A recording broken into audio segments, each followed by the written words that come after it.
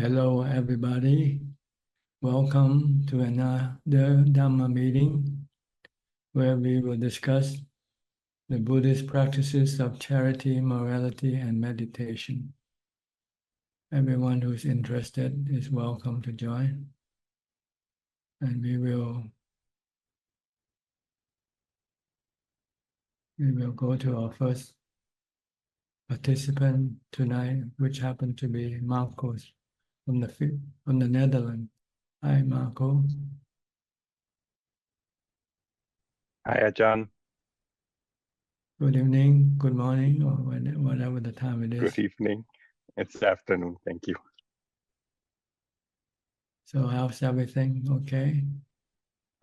Progress, some minor setbacks, but overall, I'm happy to rip that point in time, and I didn't do that. And the worst one of that one is that so I failed the test. That's fine, but what I did then is not okay. I deflected the situation. This is what I talked about last week as well. So I wasn't courageous enough to come up for my own mistake. I wasn't courageous enough for the situation, which then caused suffering for my wife because I wasn't being honest about the situation. I was deflecting. I was trying to find another excuse as to why I didn't listen to our promise. So I was too weak to come up. So one of the suggestions I'm looking for is, so the kilesas, why does it seem that for me, the kilesas for women seem less bad than for men? Because it's a similar situation. The kilesas are the same. They're not male or female. Well, it's just your evaluation of the situation that makes you feel worse or bad or good. That's all. Yeah, and that's something that we discussed. And I have a feeling that in the past, always I've hated to be in situations where I'm being confronted, and I didn't want to confront the situation. So I wanted to prevent a bad, I don't know, atmosphere to happen. Which means if we seriously look at the situation, it means that I accepted the situation, which means that it felt good then for me. That has to be the conclusion. So for me, it's important to do that analysis faster so that I don't get caught off guard. I think that's the proper word. I have to test myself more, be more courageous, and also to come up with, if I make a mistake, if I fall, then I have to be honest about it and not deflect. And I'm trying to find out why I'm deflecting. And one of the things that came up that during the past, I just want to prevent a bad situation. But by doing so, I'm breaking the fourth precept, and I don't want that. So that's something that I need to work on strongly and be more courageous. And that's what I'm looking for to come up with the right way. So it's the right way to analyze every situation, see if I like, dislike, or if it's a neutral feeling. And then the next step is it a skillful action, yes or no? Because then if it's a skillful action, then it's fine. But I'm noticing that now I'm not looking at other women. I'm not looking at other situations anymore. I'm not being distracted about that because I have a voice in my head that warns me to try to prevent that from happening. But that didn't happen on Sunday. It was on Sunday. So there's a lot of progress to be made there, I guess. But it's a difficult trip. I've noticed that in the past I've been dishonest about things to be liked, and I've been dishonest about things because I didn't accept myself. And this is what I said last week as well. I can't be that hard for myself in the past. I have to be in the now, and I have to go forward. And it's difficult. I'm just seeing that I'm struggling with that, and then that I need to be more strong. And the good thing is that I've been doing a lot of walking meditation, and meditation is now going better. And I have a feeling that there's a lot of things that have more clarity, but I'm still in situations in public not confident enough, I think. And that's something that I need to work on. Well, if you're not confident, then try to avoid any confrontation. If you come across the situation, if you can duck, avoid facing the situation, and instead of facing the situation, if you can avoid it, then avoid it. But if you're confident, then it's okay. Yeah, I think that the thing is that I tried to avoid it in the wrong way, and then try to find excuses, and that's what I need to figure out, because that's wrong. I mean, I do like to challenge myself. I do want to have the courage to do the right decision in those situations. So I should just be honest about it, and that's difficult sometimes when you have an old habit that you're trying to get out. Well, one way to deal with this situation is try to do the homework, practice, imagine the situation that you're gonna run into, and see how you would react, or tell your mind how you should react. Sometimes if you prepare yourself for it, then when the things happen, then you can react properly. But if you don't prepare yourself for the situation, when things come up, you might not know how to react properly, and your defilement might take over your reaction. Yeah, that's a very good one. Actually, my wife is helping me with that as well, to come up with scenarios and also with old situations and trying to picture, okay, how would you act now in this situation? What's happening? What's the feeling that goes under it? And it helps. It helps a lot. But yeah, still work to be done. But I like to at least have the forum to explain and also to confess, because that feels pressure. And every day I've been doing the precepts. I've been also doing the evening chanting as well, and I noticed that also helps to keep sharper, and I like that. That feeling helps. I told my wife, I have the feeling that now I'm so focused in not breaking the third precept that the situation that happened was not prepared well enough to deal with, and that's something that I need to work on as well. And that's, yeah, it's not easy. Yeah, One you day have at to a time. keep practicing, keep imagining the different scenarios you might have to be in, and you have to think of the proper reaction to each scenario. Yeah. Another thing that I've noticed as well is that at work I'm trying to distance myself more from my colleagues, also because I don't necessarily like the things that they're discussing, but also because there's things that they discuss that I used to be trying to get into a conversation with, and I've been trying to analyze that as well. And I'm realizing that the only reason why I participate in these conversations is because I want to be liked, and I'm past that. I don't need to be liked. It's okay. I mean, if it's not skillful talk, then why bother even talking, right? So there's something that I'm making progress in as well, and that's a good thing. That's a good feeling, actually. Yes, it's better to be honest than to be liked. If you have to choose between being honest and being liked, you should choose being honest. Yeah, that's what Because I've been. people can like you, or then they can dislike you. They can like you today, and tomorrow they can still dislike you anyway. So Yeah, and I still have to deal with my own suffering. yeah. But if you are True. honest, then you will always remain honest. So you should That's the not key. trade your integrity for the sake of having people to like you. That's what I'm trying to break. It's been such a defense mechanism for me in the past that I'm trying to get through. It's not worth it, because in the end it doesn't pay off anything. Mhm. It The goes at my own Buddha, expense. the Buddha say if you cannot find good company or people who is good or better than you are morally, then it's better to live alone, to go it alone. Yeah. So one of the things, this is actually a funny one. So I hold my wife in very high regard. I think that she's in the other side of the spectrum, where she's higher than me at this point. Then you So should, I'm pulling up towards her, yeah, and you should she's cling to like, her. She can I pull know, you but up. She can pull you up. Yeah. exactly, but I don't want to do it at her expense. So that advice for her would mean that she has to go away from me. But I try to be a better man and listen to her. And I really appreciate that she does take the time that she does to talk to me and to actually help me with the problems that are there. And yeah, I feel indebted to her a lot. And I know that I can be a better person because of that. Yes, just keep trying and be vigilant. Don't let off your guard. Because as soon Thank you, as you Ajahn. let off your guard, your defilement will attack you right away. Yeah, hypercare indeed. Okay, anything else? No, there's one other thing that I've been trying not to judge people anymore. And I noticed by analyzing that the people I've been judging in the past, I was 100% reflecting myself. So it's like I saw behavior in other people that were actually my behavior that I disliked.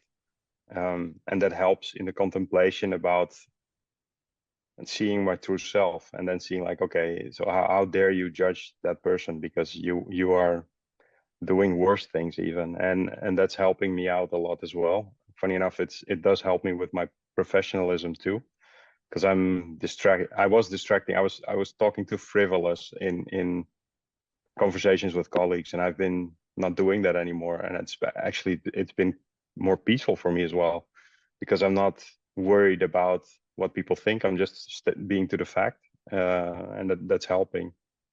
So yeah, that's also one of the things that I've been working on. Okay, good.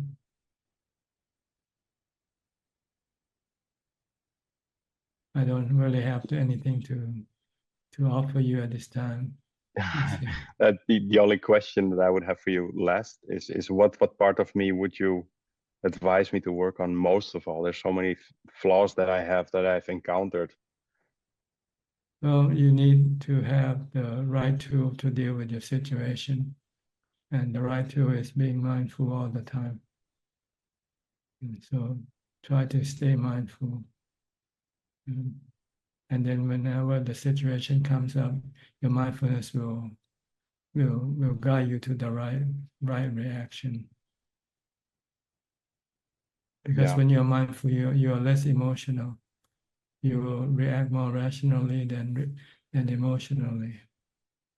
But when you're not mindful, then your emotion will become greater, and you might react to things with emotion rather than rationality. Yeah, that's a big issue. Yeah, this is a very important tool, which is mindfulness. Okay, so stay mindful, try to reduce your thought as much as possible. But maybe recite Bhutto, Bhutto, Bhutto to clear your mind out. That's what I've been doing as well. And also the 32 parts I've been learning and saying them in the car back and forth. I'm noticing also that I'm not listening to music anymore, which is actually very calming as well. And that helps too. So there's definitely progress there. Yes, that's good. Okay. Thank you, Anything else? Ajahn. All right. No, thank you for your time. Okay. Take care. Thanks, Ajahn. Next, Alvin from Malaysia. Namaskar, Ajahn. Just listening, no question. Just to pay my Okay. respect. Thank you. Malaysia Chan, also from Malaysia. Very Prajan. I don't have question for tonight. I just listening. Thank you, Prajan. Okay. All outsourcing from Malaysia. Good evening, Ajahn. Yes, good evening. Can you hear me? Yes. Last Sunday, I attended the monthly one-day retreat. Then in the morning, I sat for nearly 2 hours. The afternoon, one session, 2 hours, and another session, 1 hour. All in around 5 hours that day. Then I experienced calmness, then stillness, then one-pointedness. Then no effort. Stay there very peaceful, very at ease, so natural, and no need to do any energy.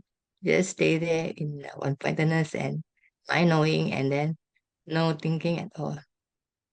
But sometimes phenomena come out like my face right suddenly lightens up. Then I note and let it pass. Then when I saw the purple lights, also I let it pass. And sometimes I got goose pimples, also I let it pass. Is that correct? Yes, treat everything as anatta, as anicca. Then normal times I do some contemplation. Usually the thought of death will come out a few times a day. Just contemplate on death. But now daily life I cannot find so much time to meditate. Yes, you need to do work on your day off when you're not working. No, I'm retired, but I got housework to do, cooking. Morning I will do cooking, everything. Then afternoon, You can practice mindfulness as you work out with your. yes, I practice mindfulness. But now the question is the choice between I do dana and meditating. If I do dana, I have a lot of preparations. Normally, when I cook curry, fish curry, I have to do cleaning the fish around 2 hours, then preparing the curry ingredients around 2 hours, then preparing other dishes. It takes out a lot of my time. And then I don't have so much time to do meditation. Then you have to prioritize which one is more important to you. I thought if I forgo dana, but now the monk is having vasa outstation. When he comes back, then my name is in the group, in the Monday group. Then I don't go. You can do dana by not spending a lot of time on it. Just transfer your money to the committee and let them do the work. You just support them with your money. I see. Good idea. Good idea. Yeah, you don't need to do all the work. If you need the time for more meditation, and then if you have to choose between the two, then choose meditation. Okay. Okay. Because dana is just a step leading you toward meditation. Once you're up there, then you don't need to come back down to do your dana anymore. Okay. You act like monks instead of being a supporter of monks. You become monks yourself when you meditate. Okay. I'm very blessed because my husband and my son and myself, 3 of us, we always go for retreats together. Then we go for meditation together. Then at home also, some nights we'll do sitting meditation together. But the thought always comes, contemplation, that one day we have to be separated. Yes, you should think like this a lot so that you're ready for separation anytime.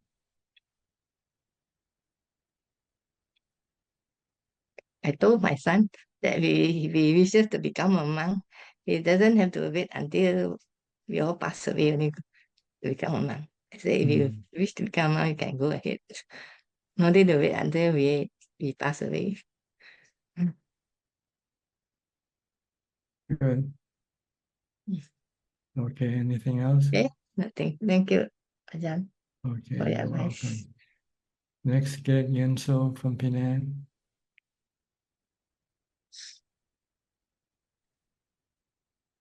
Ajahn, good evening. Yeah, I'm listening for learning. Yeah. No question. Okay, Claudia from Switzerland. Good afternoon. Good afternoon from Switzerland, Tanachan. I'm happy to be here today. I have no questions.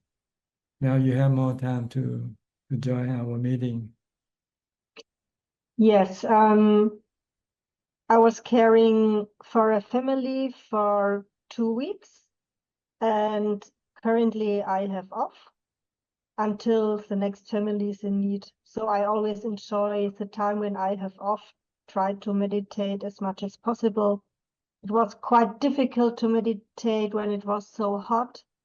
But when we had those heat waves, I tried to meditate as long as possible, but it happened almost each day that I had something like lucid dreams during my meditation. So my mind didn't fall into peace. It started to create something like lucid dreams, and I always tried to be mindful to realize when I start to fall asleep and getting myself back to a peaceful meditation with a mantra like Buddha or Nirvana, but it was quite difficult when it was so hot.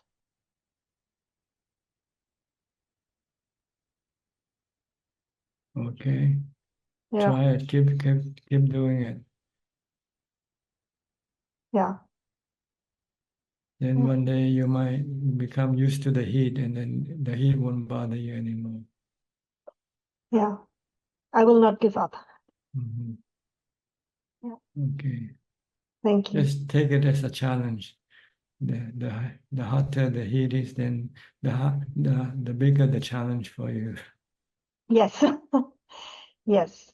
Yes. Of course, I will keep my meditation as much as possible, and yeah, I will see when we have the next summer. Yeah. Just imagine the heat might be like the fever that you might have to endure one day when you become sick. Okay. So if you learn how to endure the heat now, later on when you have fever, you will not be bothered by it. You will know how to deal with the fever. You'll make your mind calm and just accepting the fever. Then there will be no dukkha in your mind. Thank you so much. This is a very, very good advice. Yeah, very good inspiration. Okay, Thank you very much. you're welcome. Next, Ka Lim from Malaysia. Good day to you, Ajahn. Today I'm only listening. Thank you for the advice. Okay, Marsha from Ohio. Hello, good morning. Good evening for you all. Yes. Practice is going a little bit better. I had the chance to join a group in Cincinnati for a 5-hour retreat, and I really didn't know the people there, so I was able to focus really well. And then that night when I tried to go to sleep, I couldn't fall asleep. I just kept tossing and turning. And finally, I just kept in one position, kept the body still, and everything separated out again. And I stayed in that separation state for, more than an hour, I'm sure. And it was such a strange experience because, the body was lifeless and the mind was still like an uncontrolled mind. And I think I usually thought, well, if the body and mind separate, then the mind, wouldn't require training. But I was seeing that I had to, in that time when the mind separated, I was having to train it. And it would like wander off. Even without the body, it was this uncontrolled type of mind. And then I'd like do the mantra or focus on the breathing because I could still see the breathing. And so that just went on for a very long time. And then the next day I had very little craving. I've had a lot of trouble with food cravings lately. And the day after that, it was like I didn't need to eat at all. I just ate because I was supposed to eat. And then that kind of faded away. Also, during that separation time, I kept on having the notion that mind is chief. And I could just see it. And also not just in that experience, but generally, a lot of times when I'm laying in the bed, either falling asleep or waking up, and I'll just be watching the mind at that time or trying to focus on the breathing. And the mind wanders so quickly, and I'm starting to see the thoughts and how they're not even related to each other, or they don't even make sense sometimes. It's like the mind is just throwing out unrelated things that don't make any sense, like with my normal reality. So anyway, that's what's been happening with me. That's because you don't have enough mindfulness to control your thoughts. Instead of watching these activities, you should just focus on a mantra or something, and then eventually everything will stop. But without the mantra or without watching something like your breath, these activities will keep going on and on and on. So try not to follow what's going on in your mind. Try to stop it by reciting a mantra. Or if you can watch your breath, just watch your breath. And do nothing else. Don't watch all the activities. Because the more you watch, then you encourage more activities to come on. But if you ignore them, you keep focus on your mantra, then all the activities will eventually subside and disappear. That sounds exactly right. Yes, yes. And it's the hardest thing. I mean, I'll be trying to do that, and it's like the strength to do that is weak. Yes, it's hard to do the mantra. You might be able to do it a few seconds, and then you're back to watching the things again. That's right. That's what's happening. It's a fight. It's just a fight. I have to keep fighting. You just tell yourself that you have to cling on to the mantra. Don't let it go. Don't let it slip away from you. Hang on to the mantra. Okay. Thank you. All right? Thank you. Okay, you're welcome. Kelvin from Singapore.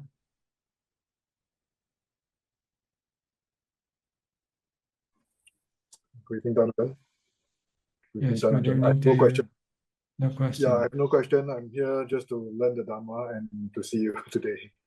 Okay. Go Thank to you, Donovan. Philip from Malaysia.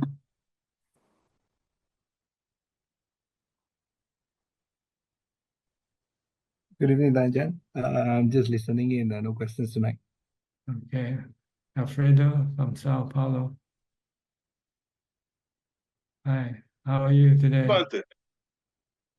Hi.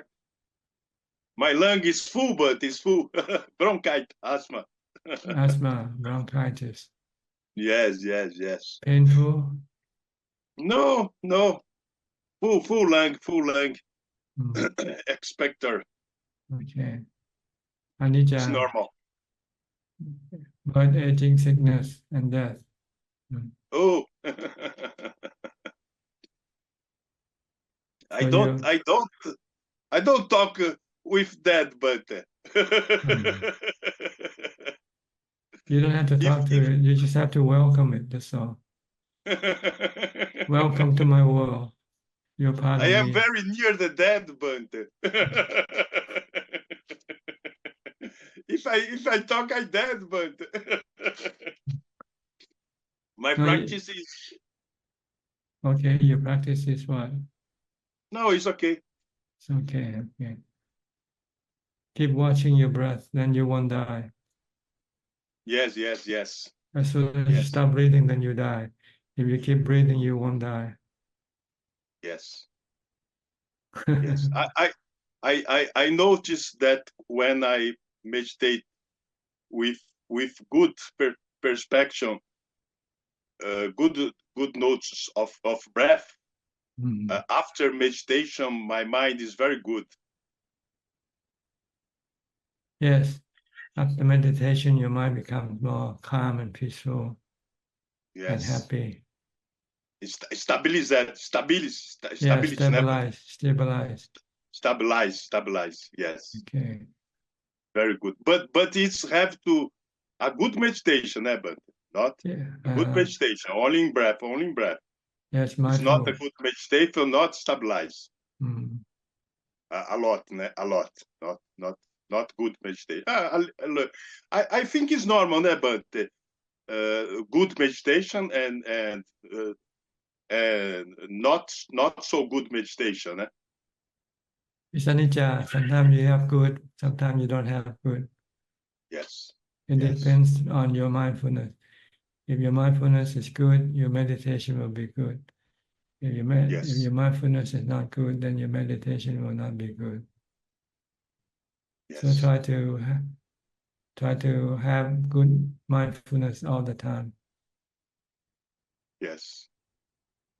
Okay. I bought a travel, but I don't go, Bante. Where you want to go? No, I don't go. I don't go. I pay, but I don't go. Change your To mind. beach. Oh, To beach. To the beach. Yes, but I don't go. Meditation I'm is not. better. Meditation is better. Oh, yes. The place you get to by meditation is better than the beaches. Yes. I don't have impulse to travel, but I don't. My life is different. Because you have contentment, you have samadhi, you have calm. When your mind becomes calm, you're not hungry for anything. Yes. Good. You're on the right track. Yes. Okay. I'm so sad, but it's normal, no? Yeah, it's normal. Sad because you still have attachment. You have to give up attachment. Then there will be no sadness. Yes. Okay, give up, let go, don't attach. Then you will not be sad. Yes. You're sad because you don't want to let go yet. You don't want to let things go. Yes. Thanks, Bante. Okay, you're welcome. Thanks. Next, Lynn from Indonesia. Good evening, Ajahn. I don't have questions today. Okay, no question. Yeah. Good. Next to Cove. Cove, where are you from? Singapore? Oh, hi, Ajahn. I'm from Los Angeles. Okay, I'm sorry. I keep forgetting. It's okay. I have a question. How do we get rid of jealousy? Well, the easiest way when it comes up is just use the mantra. As soon as you know you're being jealous, you just keep reciting Bhutto, Bhutto, Bhutto. And then once you can calm your mind down, then maybe you can teach your mind that, that we are all the same. We are all subjected to the same thing, aging, sickness, and death. So there's no need to be envious of anybody. Nobody is better than we are. We are all about the same. We are all in the same boat, the sinking boat. So it doesn't matter how rich you get or how famous you become, we're all gonna drown in the end. Right? Yeah, that's true. So try to look at our similarity. Don't try to look at our differences. We have more similarity than we have differences. So look at our similarity. We're all gonna get old, we're all gonna get sick, we're all gonna die. That's true. Does it help to, sometimes I try to cover up the jealousy by doing something for that person, like doing a nice thing for that person. Does that help, or? It depends on your intention. What's your purpose of helping that person? Because by helping other people doesn't get rid of your jealousy, because your jealousy is in your mind. You make comparison with yourself with other people. And you say, oh, I'm worse than they are or something. And it makes you envious of them. But if you look at whatever things they have, fame, money, anything, they're all temporary. They're all anicca. And they're not true happiness. They're not happy. I can guarantee you, people who have money, people who have status, they're not happy. In fact, they're more unhappy than we are, because they have to try to maintain their status. When you have nothing, there's nothing you have to worry about losing. But as soon as you have something, then you have to worry about losing them. So in fact, it's better not to have anything.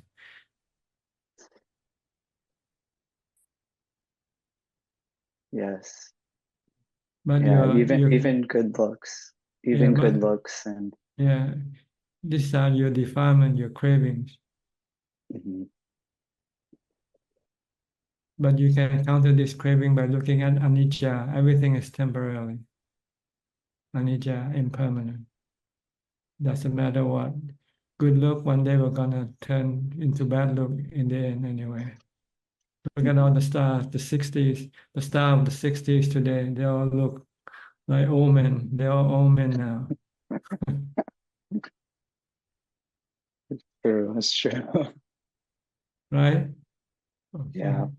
Think of impermanent. Then you will not be envious of anybody because in fact, if you don't have anything good, then you got nothing good to lose.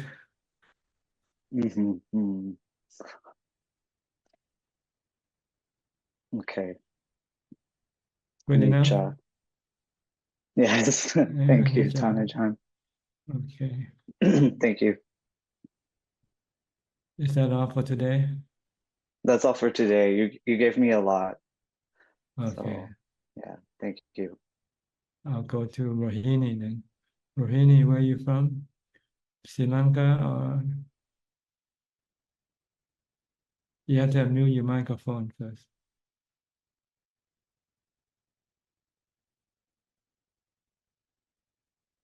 Can you find? Okay, go ahead. You can speak now. Can you hear me, Ajahn? Yes. Okay. Please let me pay my respect to you first. This is your first time Yes, joining us? I'm new. Yes. Okay. What can I help you? Yeah, I don't have any particular question at the moment, but I just wanted to tell you that I read all your books, and also I listened to your Dhamma talk in YouTube, and actually I have learned. I mean, I did not have a clear understanding about Dhamma in my whole life, but after reading your books and YouTube, now I have good understanding. So I'm very grateful, and thank you. I'm happy to hear that. Yes, and can I just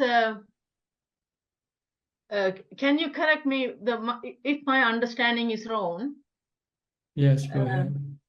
Yeah, so as long as our mind has craving, any form of craving due to defilement, so the after death, if the mind has craving, so the mind gets separated from the body, and it seek for another body, so it get attached to another body, depend on the karma.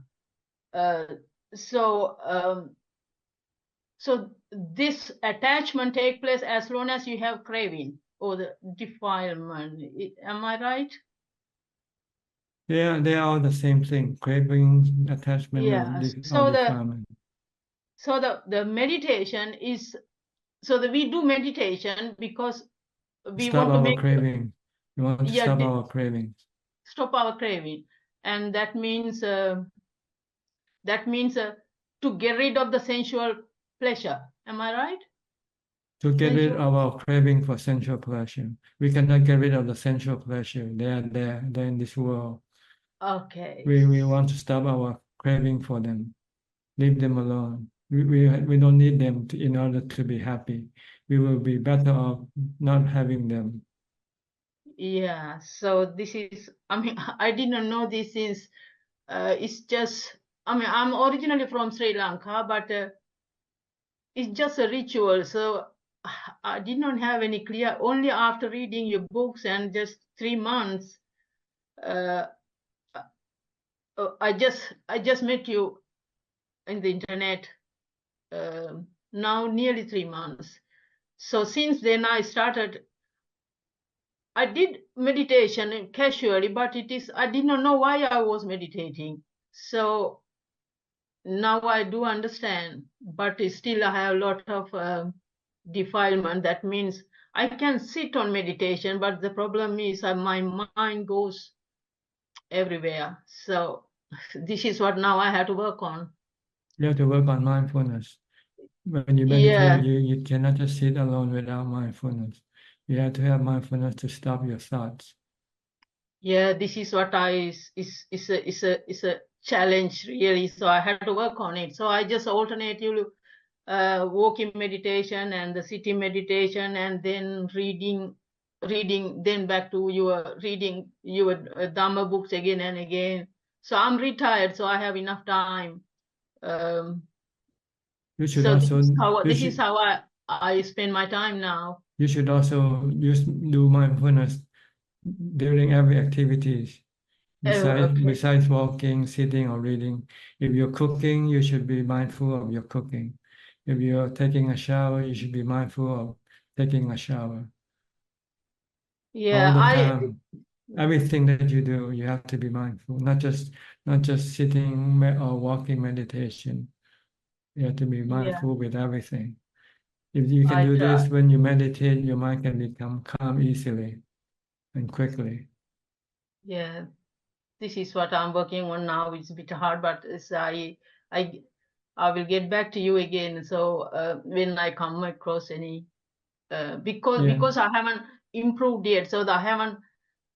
It takes a little bit time to practice. Yeah. But once you start doing it, it becomes natural. It becomes part of you, and you find it easy.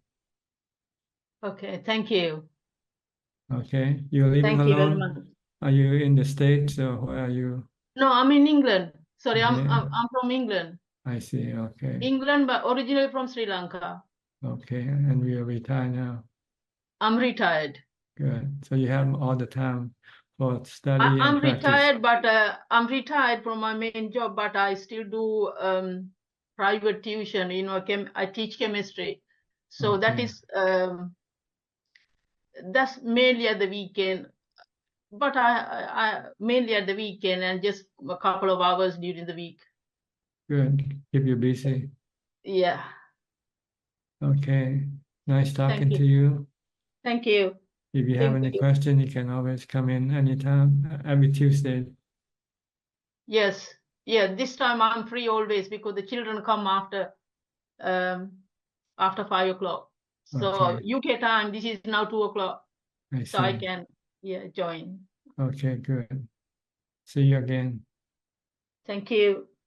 Next, Coxing from Singapore.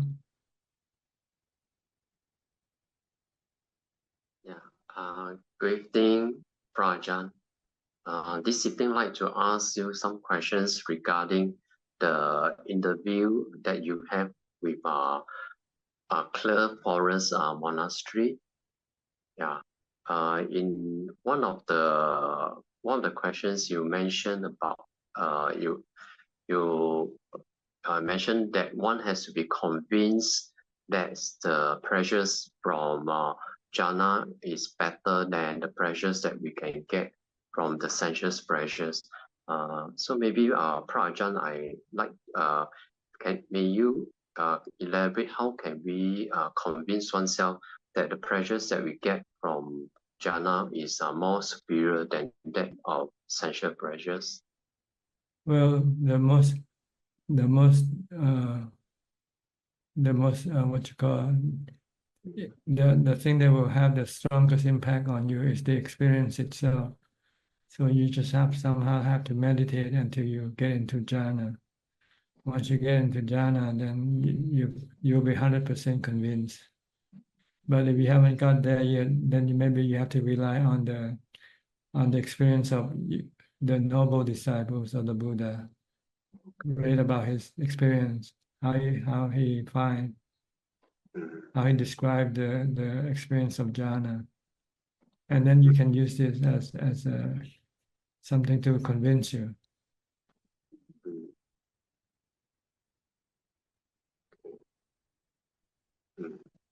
The Buddha said the best form of happiness is the happiness from jhana. Okay. Then, Prajan, there's another question which arise in me after listening to the interview by the clerk forest monastery, and that is you when and I think the question was something like jhana was was difficult to achieve, and you replied that even for monks, even from the forest tradition, they after practicing for many years, they may not be able to enter jhana. So when I heard this, I was a bit so-called a bit down, because I was thinking that, oh, if I would become a monastic, I may end up not being able to enter into jhana. So maybe Prajan, you can give me the correct perspective, so that I don't feel down or disappointed. Yeah, that even if I become monastic, I may not be able to achieve jhana. It depends on each individual ability to practice mindfulness. So not everyone will be will not be able to enter into jhana, and not everybody will be able to enter into jhana. So there's a mix. So you look at those who can attain jhana also, like Ajahn or the teacher, they could. And there are some people who cannot. Just you have to be truthful, not to delude yourself that once you become a forest monk, then you can have enter into jhana automatically. No, that's not the case. That's all. The case is that it is that dependent on your practice of mindfulness.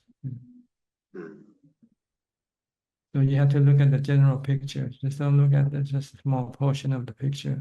Look at the big picture, and the big picture says there's a mix in everything. There's good and bad people in every type of circles. Even there were people, I think they're in the time of the Buddha. I think one person asked the Buddha that you taught everybody to enter to jhana, to go to nibbana, but how come they all don't go to nibbana? The Buddha said, I don't know. I taught them how, but it's up to them whether they can follow the practice, follow the teaching or not. So you should be more interested in following the teaching than trying to look at the example of other monks. If you keep following the teaching, practice supatipanno, then you should get the result. Okay.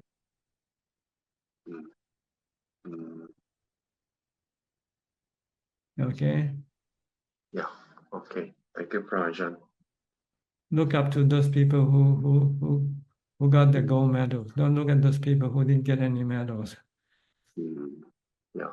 Then you get the inspiration. Oh, he can have the gold medal. I should be able to do the same thing. Yeah. I think I look at the negative side of it, and therefore I get somewhat despondent. Yeah. And yeah. Yeah, you have to look at both sides. Okay. Okay. Thank you, Prajan. Next, Levan from Marin County, California.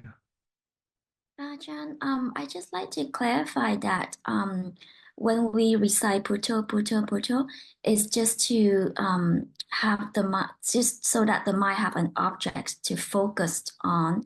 But I still, it's more like a mindfulness practice, but I'm still not able to solve or to know the causes of my suffering or pain.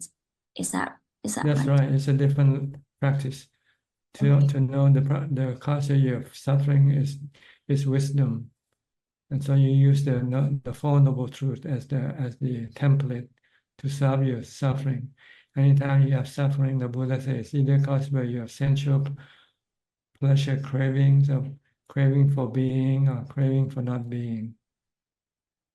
Then you have to find out which one it is. Like when you get sick and you're not happy, that's because you have the desire for the body to get well. You don't want the body to get sick. But if you can accept that sometimes the body gets sick, and whether it's going to get well soon or not, there's nothing you can do about it. You just have to wait it out. And when you can do that, then you can reduce your sadness or your unhappiness of the mind. But then at least reciting Buddha will keep me temporarily out of that suffering. That's so right. You'll stop your craving temporarily. Okay. Mm-hmm. But it doesn't know why. It doesn't know the cause of your suffering, which kind of cravings there are. You have to use wisdom to find out. Mm-hmm. And then stop that particular craving at that particular time. Mm-hmm. So each different type of suffering would have different type of causes. Right, different type of cravings. If your fear of death is it's because you want to live, you don't want to die. I see. Okay, so each suffering has different cravings as the cause. You just have to figure out which one it is and then stop that craving, that particular craving. Thank you, Ajahn. It's really helpful. Thank you. Okay, you're welcome. Next, Mike from America, from New York. Greetings, Ajahn. Thank you Yes. for taking my Good question morning. today. Good morning to Good you. morning. Yeah, good evening to you. Good morning to me. This morning, I'm always usually so happy on the days that I know that I'm coming into this Dhamma talk. But then this morning, I kind of felt like I was like kind of in a cloud, just these moods and mind states. And some of it has kind of come from having dispassion, kind of noticing how maybe my interests have been departing from those around. In I've been keeping up my practice, and it's kind of been showing me how maybe different I am than some of the people I like to associate with. And it can kind of, I know dispassion is is something that you should experience on the path, but sometimes it can also almost feel like a depression. So I just was curious if you had any teachings or just any advice for tampering dispassion so that it doesn't kind of lead to something that feels more like depression. Thank you. Yes, dispassion. When you see dispassion, you are dispassion with something. You have to look that there is a suffering in that something, so it makes you lose the passion for it. Like if you're single, you might think having a family, might be good for you, but then when you look at the suffering that comes with having a family, then you start to have dispassion for it. And this is the kind of the right kind of dispassion is to see the thing that you used to have passion for causing you suffering, causing you dukkha. In fact, you should see the three characteristics. Then you will have true dispassion. If you can see them as being anicca, dukkha, anatta, then you will have dispassion. You will lose passion for them because they are all harmful to your mind. They cause suffering for your mind.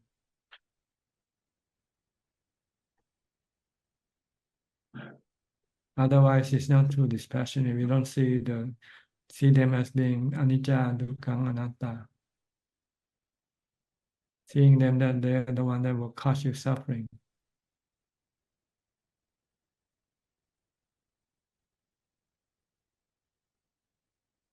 Okay, understand? Yes, Ajahn. For instance, if you like to have something, you want to possess something, but then you look at the impermanent nature of that something that you want to acquire or want to possess. and you say maybe it's not worth the price to pay for, because you might lose it anyway once you have it. And when you lose it, you have suffering. If you don't want to have suffering, maybe it's better not to have it in the first place. Or whatever you have now, if you can see that they are causing you suffering, then maybe you don't want to have it. Maybe you want to become a monk. Yes, give up your work, give up your possession, everything, because they are the one that causing you all the suffering right now, whether you know it or not. But just that you don't have enough strength, enough mindfulness to be able to stand on your own without having anything to make you happy. But if you have enough mindfulness, enough meditation to keep you happy, then you don't need anything anymore. Then that's real dispassion. Yeah. Like the Buddha, he see the impermanent nature of his status as being a prince. He's going to get old, get sick one day, and he has no passion for it anymore. Before that, before he saw a sick man, a dying man, an old man, he was still have zest for life, for the sensual pleasure. But once you see the nature of the body, it's gonna get old, get sick, and die, then he loses his passion for everything.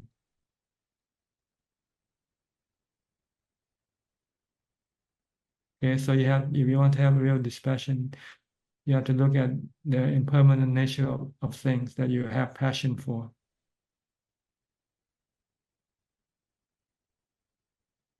Or look at your ability to enjoy them. Your body will also get old, get sick, and die. And when your body become old, you might not use the body to enjoy what you used to enjoy before.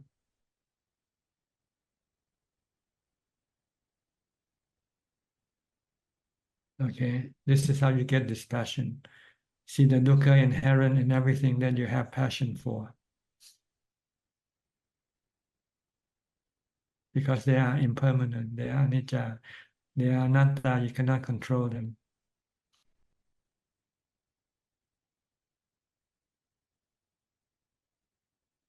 This is the root of the wisdom. It's the basis of all Buddhist wisdom, is to see the three characteristics of existence, of everything. Everything have these three characteristics. It's just that we don't see it, that's all. Our delusion keep blocking us, our vision to see the real truth.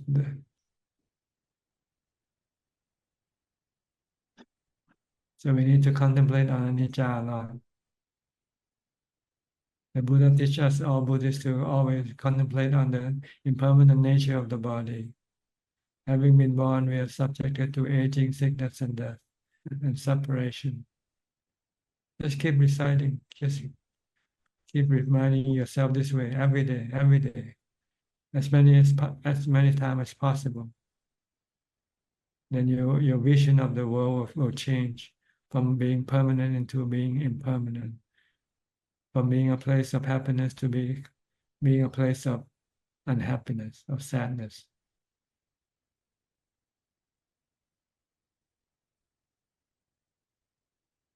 Then you will have this passion for life, for the world, the life you used to live in, and you want to change it. Live a life of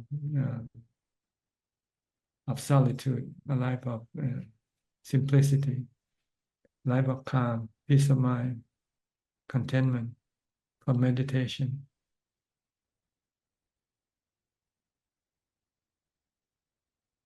Okay.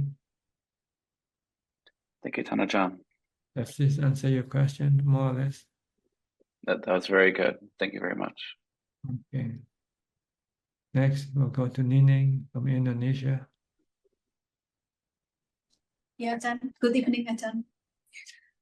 I have a question about what I listened from the video, A Life of Inner Quality. Here I hear that the heart is experience good and evil. The heart is what does good and evil. And the result, good and bad, pleasant and painful, all come down to the heart. So what is the meaning of the heart here? Is it The mind nama is the Eropa? same. No, it's a mind. It's a knowing element. It's knowing element. Sometimes we use the heart instead of using the mind, but they are the same thing. The heart refers to the emotional side of the mind, while the mind it refers to the intellectual side of the knowing element. But it's the same thing. It's the same thing. Oh, because here, the heart is what does good and evil. So I'm a little bit confused. So is it also rupa or not? No, it's citta. It's just citta. Okay. The heart and the mano is the heart. Citta is the mind, but it's the same thing.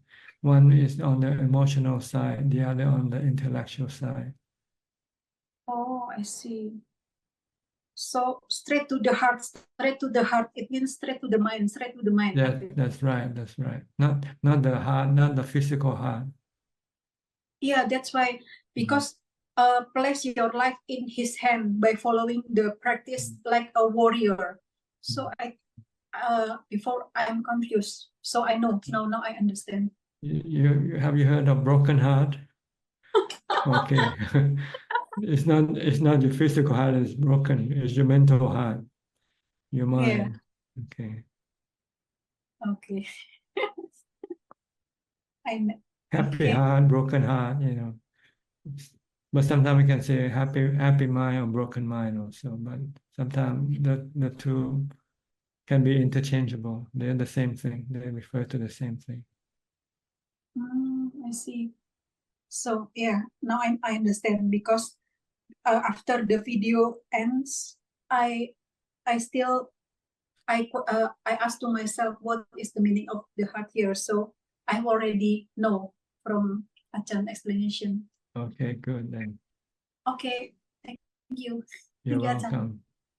Next up, Parachita from Dubai.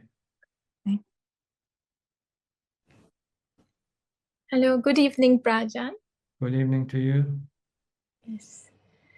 Okay, so as I said last week that I would spend some time to put in a bit more effort. So just wanted to tell you how it went.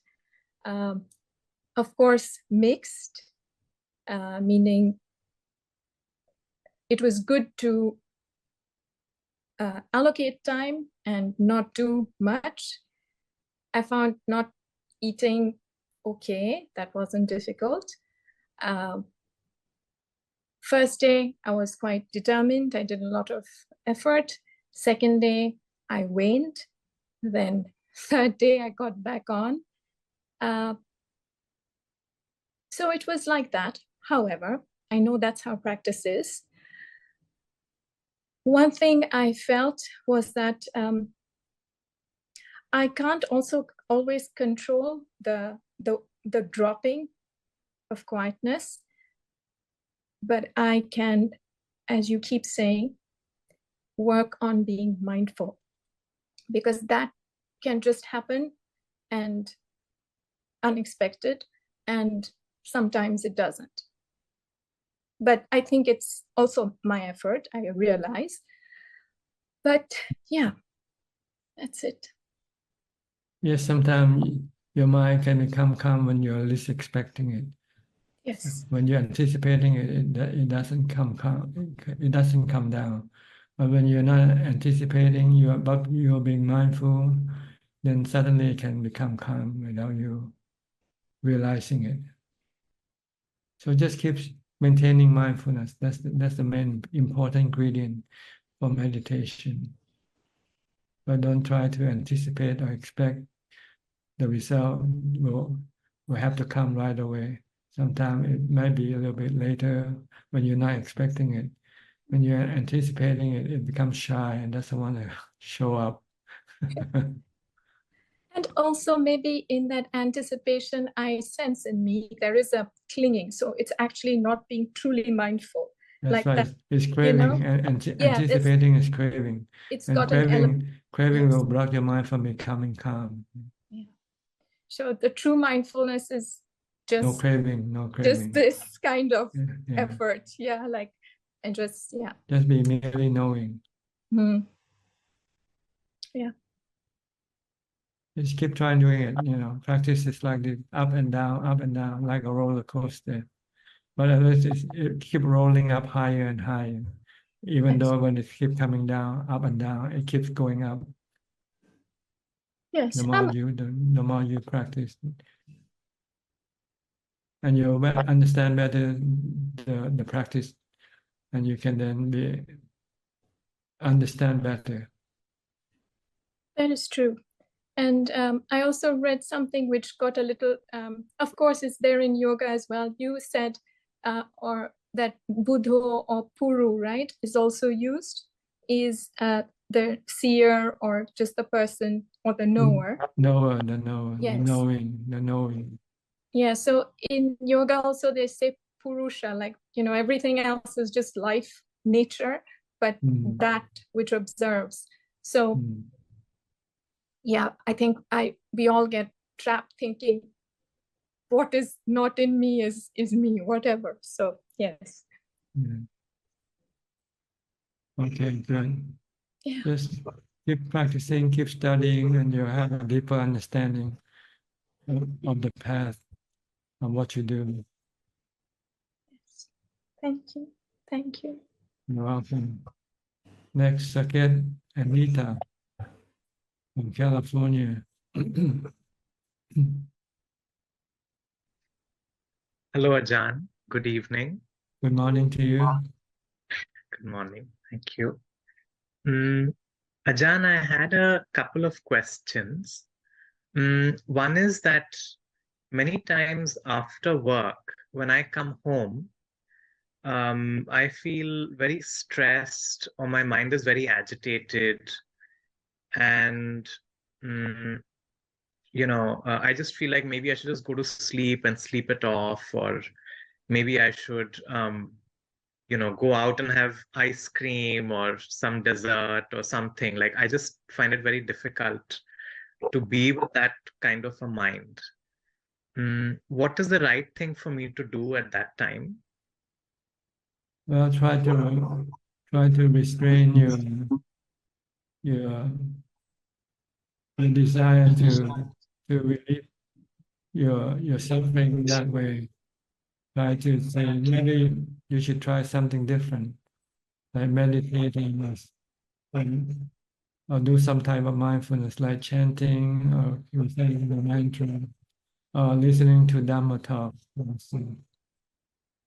Because this will be a better way of relieving your stress. Okay, thank you, Ajahn. I had one other question. Is it possible to use beads or mala beads in our meditation in any way? You can use it, but it will block your advance in your meditation practice. Because when you meditate, you want the mind to become still. And in order for the mind to become still, the body has to be still first. Because if the body is not still, it means it is the mind that has to tell the body what to do. So when you use the bead, you're still using the body. The body still has to be working. And if the body is working, it means the mind has to be the one who tells the body what to do. So it's better not to have anything physically at all when you meditate. It should be solely mental activity, like reciting a mantra or watching your breath. Thank you. Do you have any? Okay, Neeta's listening on the side. She doesn't Yes. have any. No question? Hi, how are you? Good, Ajahn. Thank you so much for all your guidance. You're welcome. Where are you in California? We are in Santa Clara, Ajahn. Santa Clara. Is that in the north? Or is it in the It's south? close to San Francisco Bay Area. Yeah, okay, Bay Area. Right. East Bay or South. South Bay, South Bay. Like San Mateo down south. 1 hour from San Mateo, like yeah, that of San Mateo. Okay. Good to see you. Good to talk to you. Thank you. Thank you, Ajahn. Thank you. Okay, you're welcome. Next, we check from Vancouver or near Vancouver. Ajahn? Good morning. Good Good evening. evening. Ajahn. Good morning. Good morning here. Anything? Feel relief, Ajahn. Finish our exam. Enjoying the Okay. moment. Temporarily. Eventually, there's something else to. Yeah. Then something else will come. You're running from one stress to the next. That's all. That's what life is all about. Running away from one stress to get into another stress, and then to run away from that stress. And you're running in a circle. Yeah. Because whatever you achieve is not permanent. It's temporarily. It might relieve your stress temporarily, but then eventually you start to build up a new stress for you to deal with again. So it's true, Ajahn. So in order to stop this, like is when the Stop mind craving. Stop craving. Live simple. Live with the 4 living requisites and nothing else. And meditate. Instead of watching TV, meditate. Instead of eating more than you need, meditate instead. Yes, Ajahn. That's all you need. Just the 4 living requisites. Have some food, have some clothing, have a place to live in, and have some medicine when you're sick. That's all you need to have. The rest you should have the time to meditate. That's the way how monks live. We live with the 4 living requisites. And we have a lot of time for our meditation because we don't have to have so many things. We don't have to go after so many things.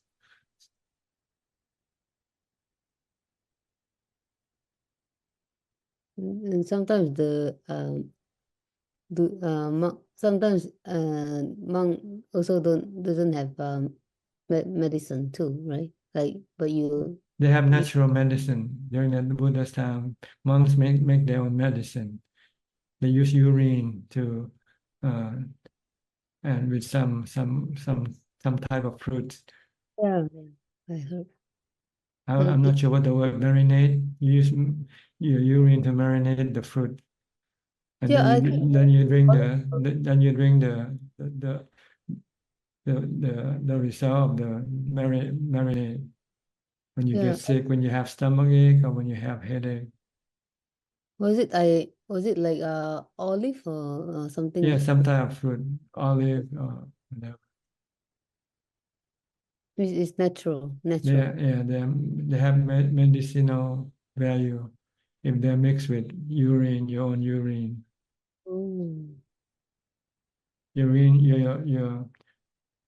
Your urine has some salt in it, I think. So this can then, when mixed up with the food, it can become some type of medicine drink for you. Ask Dr. Pia, I think he should know. Yeah, I think he knows. Yeah.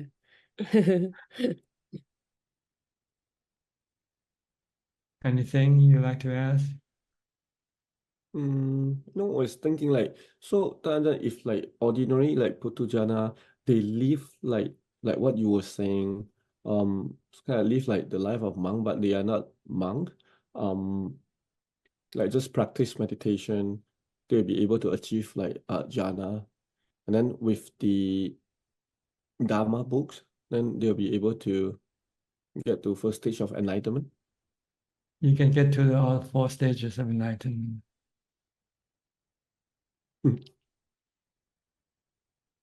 So not to become a monk, but live like that. Yeah, just live like a monk. It's not becoming a monk. And if you become a monk and live like a lay person, then you're not a monk anyway.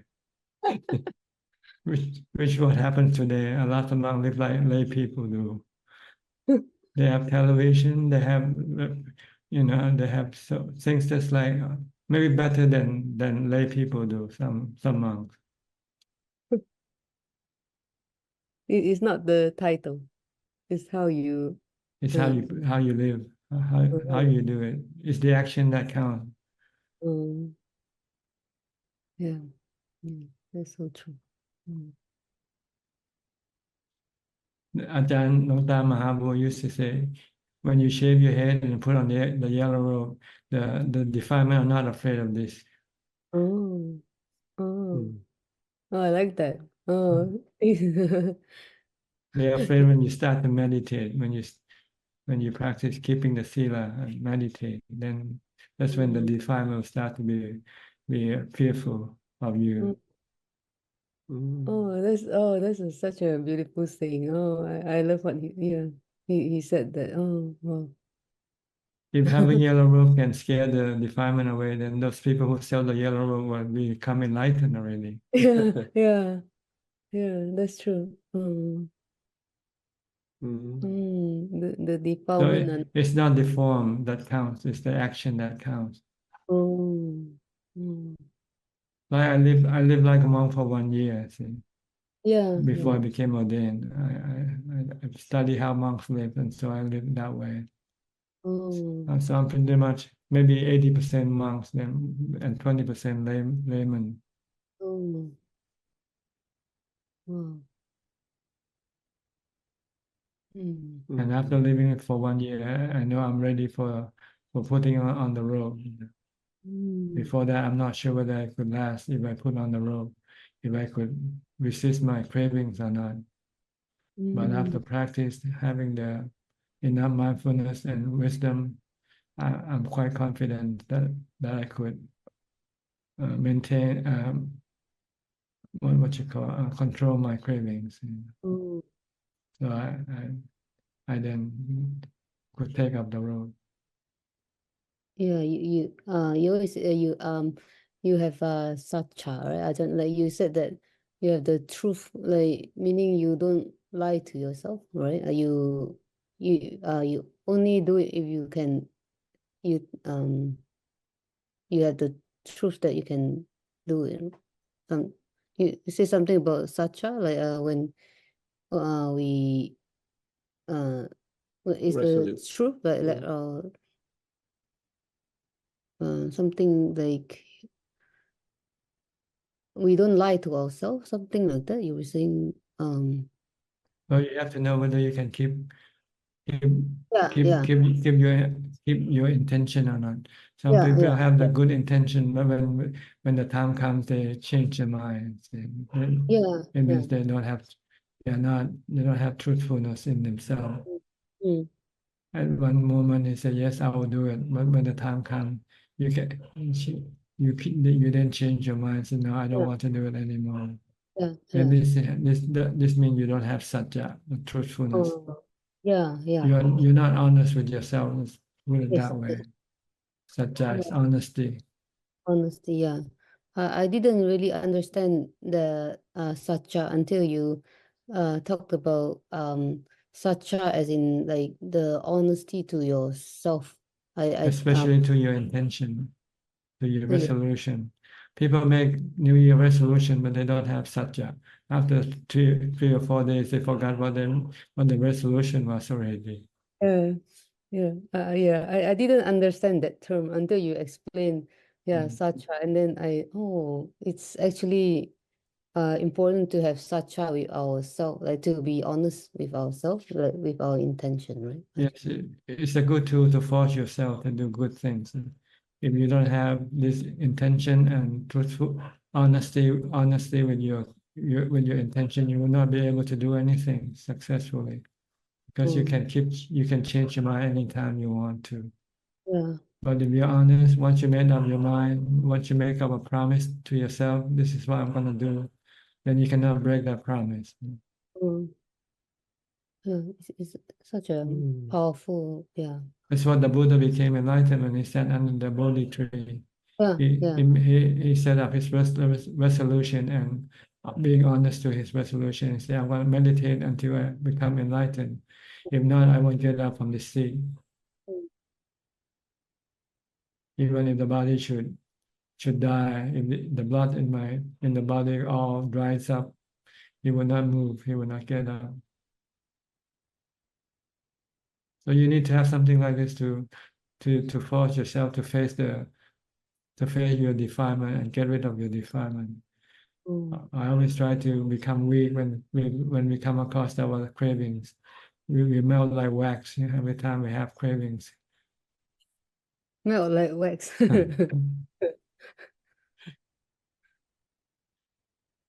Okay. Yeah. When you were practicing for 1 year, then you ordained, right, to become a monk. You were saying at that time it's like 80% practice, but 20% wisdom. And what kind of like Dhamma that you get after you ordain, or you are seeking after, like when you practice alone, that you cannot get? Well, it's not about Dhamma not getting, it's about having to work if I remain as a layman, because I ran out of money. So I have to go to work in order to have the 4 requisites. Then if I work, then I won't have all the time that I want to practice. But if I become a monk, then I don't have to work. Then I can have all the time for practice. So that's what I look for, time for practice, becoming a monk. Free me from working. I don't have to go to work to pay for my rent, pay for my food, and so forth. Because it's all paid for once you become a monk. Everything is free. Practice is hard. Yeah. Oh, so you already know that, oh, this is what Buddha taught us. Yeah. I need the time to do more practice. You still have to go over the different level of hindrances that you need to go through. Oh. Okay. Thank you, Dante. Next, B from Bangkok, B Ravin.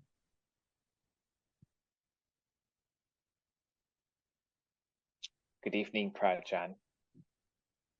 Yes, how are you? I'm fine, thank you. I'm back in Bangkok now. So, Prajan, I have 1 or 2 questions. The first question is, I notice sometimes when I meditate, I have cravings for peacefulness, like craving for jhana or craving for wisdom. Is this a bad craving, or this is a good thought that I should keep reminding myself so I will meditate more often? It's good thought, but you don't have it during your meditation, that's all. You can have it before you start to meditate. Like when you start asking yourself, what should I be doing? Watching TV or should I meditate? Then you should have craving for meditation during that time. But once you start to meditate, then you stop your craving, because your craving will hinder your progress. When you meditate, you want to focus on your mindfulness and forget about your craving for the result. Because your craving for the result will then prevent you from maintaining or developing mindfulness. So when you start to meditate, don't anticipate, don't expect that you should get the result. If you do, then you're not meditating, you're just sitting there anticipating. You should just keep on watching your breath or reciting the mantra, and doesn't matter. Don't care what's going to happen next. Just stay with your mantra, stay with your mindfulness. Then the result will come.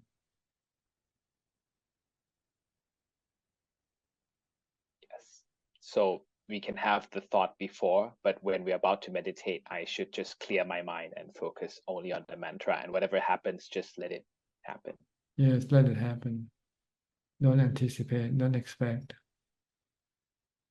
when you meditate, you want to stop all mental activity, just to maintain just merely knowing.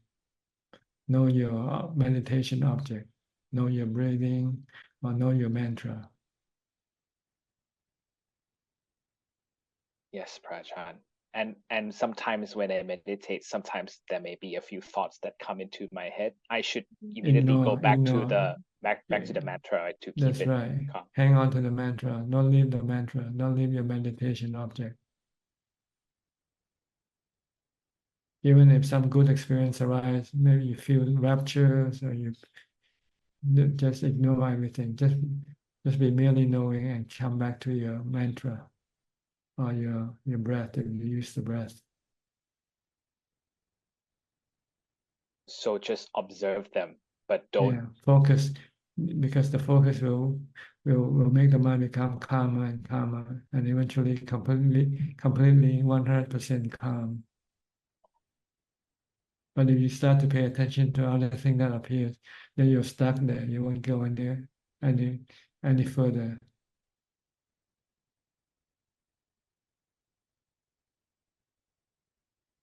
It's like when you drive from your office and good to go home, but on the way you see something on the side of the road, and you stop the car, and then you get down and go look up at the things on the side. Then you won't get home. You just have to keep driving, and ignore everything that you see on the road, no matter how interesting they are. That's what meditation should be like. Just concentrate on driving your meditation object, and forget about everything else that can happen there on the way to your house.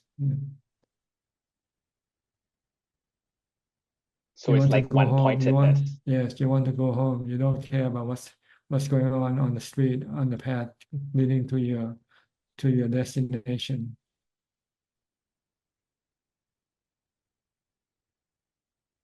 So the basically, mind is easily distracted. Anything comes up, it will go right away, and forget about the mantra, forget about the breath, and then it just gets stuck there.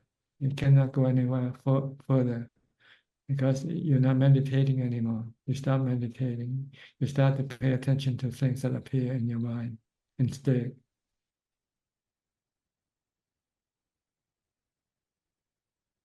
This is a pitfall for most meditators. When something appears, they start to go follow after them, and start to imagine them to be such and such, be heaven, being hell, being all kinds of anything that they can imagine. But they're not. They're just something that appears, and they're temporarily. They are anicca. They are anatta. They come and go. So don't lose your time on them. Come back to your meditation object.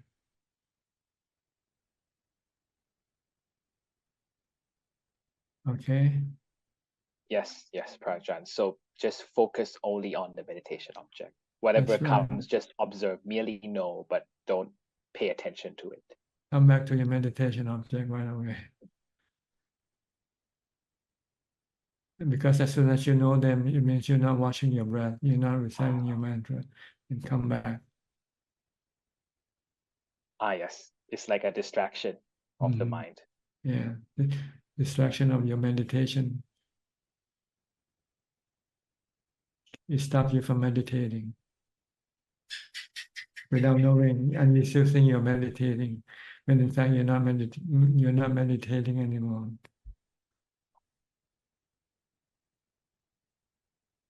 You're watching something else. Like you start to watch YouTube or watch Facebook. Or even body sensations, right? Just Everything, don't ignore them. anything. You know everything. If you can, painful feeling, anything that appears, just ignore everything.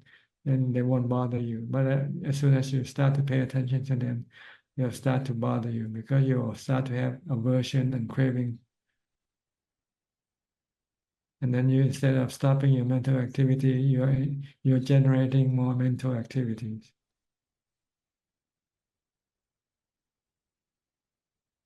Okay? Yes, Prajan. Next. Just just going go ahead. to let you know, Prajan, next weekend I will be going to Udon Thani and I will have a chance to visit Wat Pa Ban Tat. So I'll get a chance to see where you've been ordained during your early years. So I'm looking forward to that. It's probably different from what it was then 50 years ago. But anyway, you can imagine. Yes, I really look forward to it. And it will be a 3-day kind of like a Dhamma trip I will take.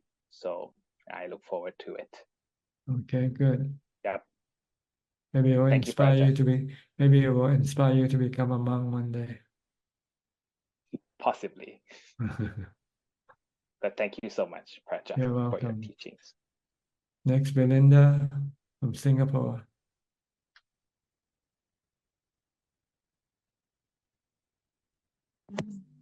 Good evening, Ajahn. I just like to ask you about the 4 Brahma Vihara. Could you elaborate more as to how we apply to different situations?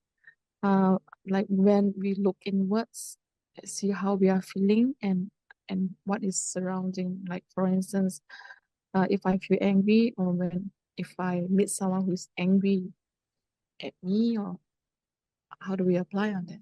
Do we just choose metta? Metta is to forgive. When somebody makes you angry, don't get angry at them. Forgive them. If they get angry at you, you cannot use metta. You use ubeka. Okay. You don't react to their anger. Let them get angry until they stop. You cannot force them or stop them from being angry. But you can stop your mind from reacting, which can make things worse if you react. So the best thing is not to react. Or forgive them if you can. Okay.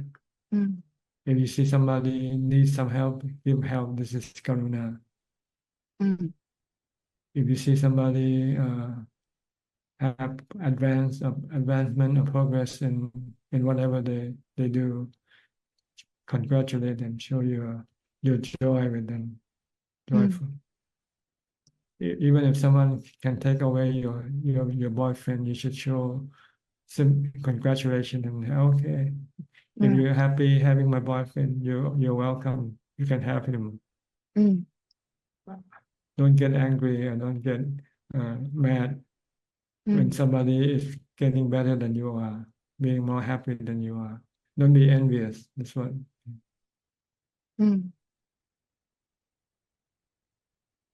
So if someone feeling jealous from outside, we still apply upeka, Ajahn? Like if someone jealous of us, Oh yes, you cannot stop other people. So you use ubeka regarding whatever people might think of you or might do to you. You just use ubeka. But if you can use loving kindness, also you can use that also. If somebody hates you, you might buy them a box of chocolate and see what happens. They might stop hating you after a while. You keep buying them chocolate for a while.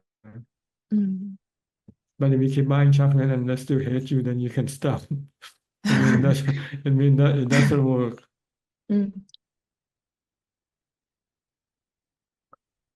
Then let them be angry for as long as they want. Maybe this is part of the law of karma. You might have done something bad, terrible to them, so they are so angry at you. No matter what you do for them, they will still remain angry, and then there's nothing you can do. Just accept it with ubeka. Okay. Okay, thank you, Ajahn. Next, Diana from Wales.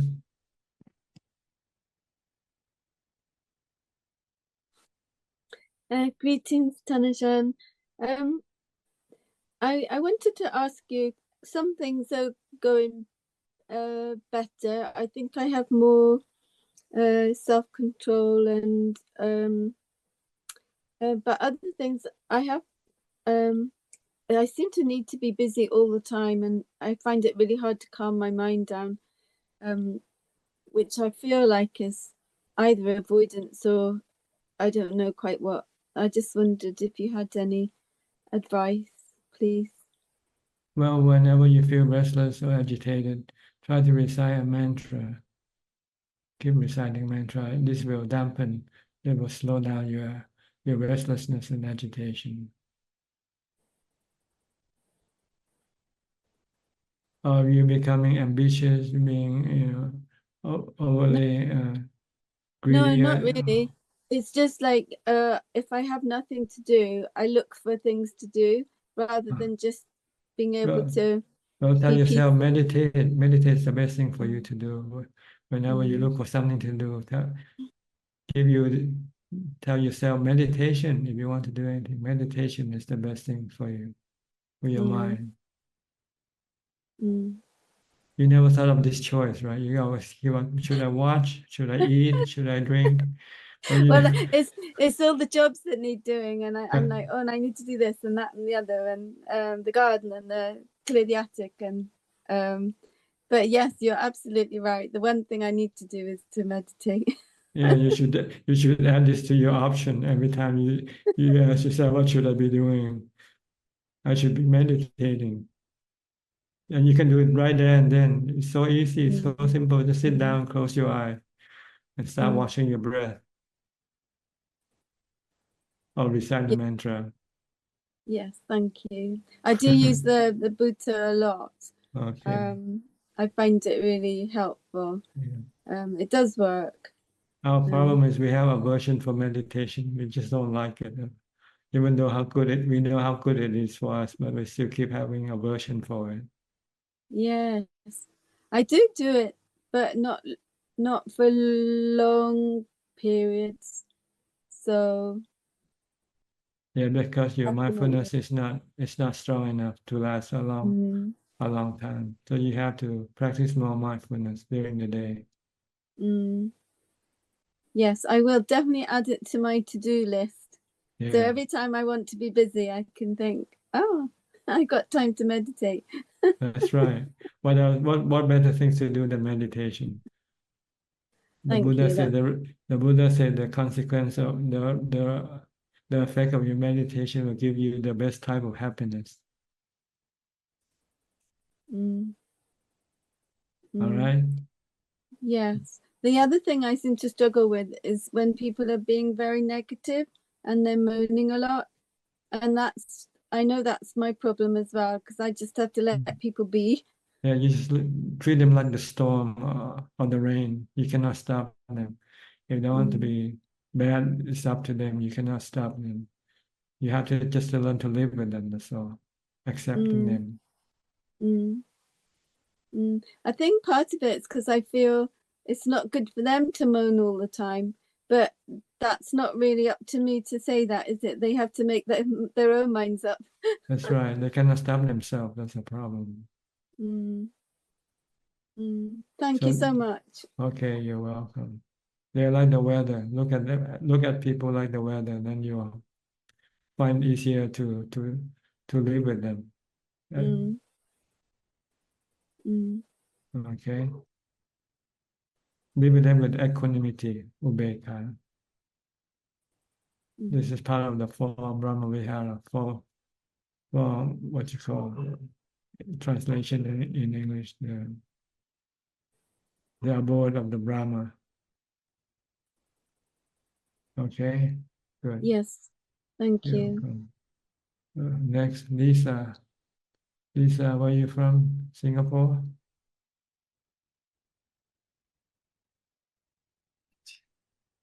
Oh, Namo Buddhaya. Good evening. I'm Lisa. I'm calling from Kuala Lumpur today. Okay, yes. And well, thank you for having this Dhamma for the asking talk, because I've been trying to call, trying to get onto here for a while. But my question today is just about death. Basically, I'm new to Buddhism.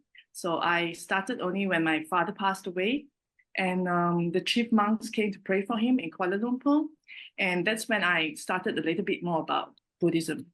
So so I don't know much about it, but what I did was I hear what people tell me. So I did a lot of things in loving memory of my dad.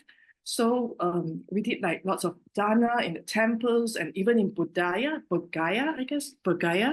and did a lot of donations to the publications, to the temples, to the Buddha statues, prayers, robes, candles, cow liberation, donation to other charities. And I'm rather new, and I wanted to know, like, does all this offering that has been done, does my dad actually benefit from it? Like, does he get it? Does he receive it? Does he even know it? It depends whether he needs it or not. Some people have lots of merit in themselves, so when they go, they don't have to wait for the living to send them merit for them.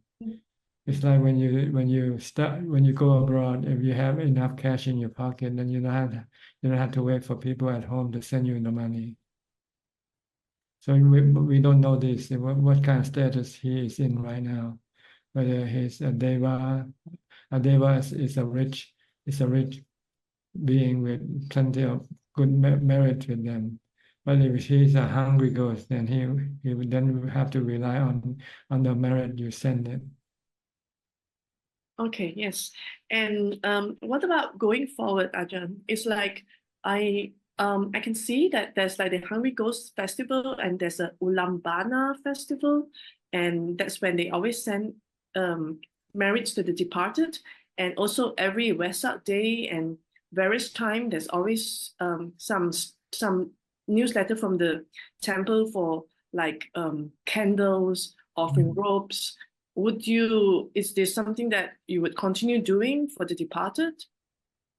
We cannot do much for the departed, because we don't know whether they need our help or not.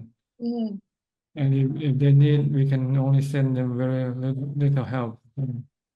So the purpose of giving to charity is not really for the dead, it's for the living, it's for the giver. The purpose of you to do charity is to let go of your attachment to money. Okay. That's the purpose of charity. And then you can use this money to support good causes, like supporting temples, supporting charity that do good things for people, for instance. Mm. But the purpose is not for the dead, it's for you, for the living, for the giver. So Okay. you become less reliable on money. Right. And become less attached to money. So then you will have less stress regarding the money that you have. Mm-hmm. So you'll be more charitable. Yeah, and charitable is a way of showing your loving kindness. It's a tool of developing loving kindness in your mind. Yes, okay. Thank you. And the other question is, because I'm new to Buddhism and I don't really know much, but I kind of like follow some dhammas and I read some books and I got some publication from the temple. But what would you advise a new person like to kind of discover the religion more? Well, you should study some of the principal suttas that Buddhists should know. Okay. You should study the 30th auspicious action we call Mangala Sutta. Okay. This is the 30th step to reach Nibbana, to become enlightened. Okay. Mangala Sutta. Then you should also study the first discourse of the Buddha, in which he laid down the principle of his teaching, the core of his teaching, Okay. which is called the Dhammacakkappavattana Sutta. Dhammacakkappavattana Sutta. Okay. And then you should study the other one is the four foundation of mindfulness sutta. This will teach you how to learn how to meditate, how to practice meditation. So this is basically you should study. Okay. All right. But then you can expand because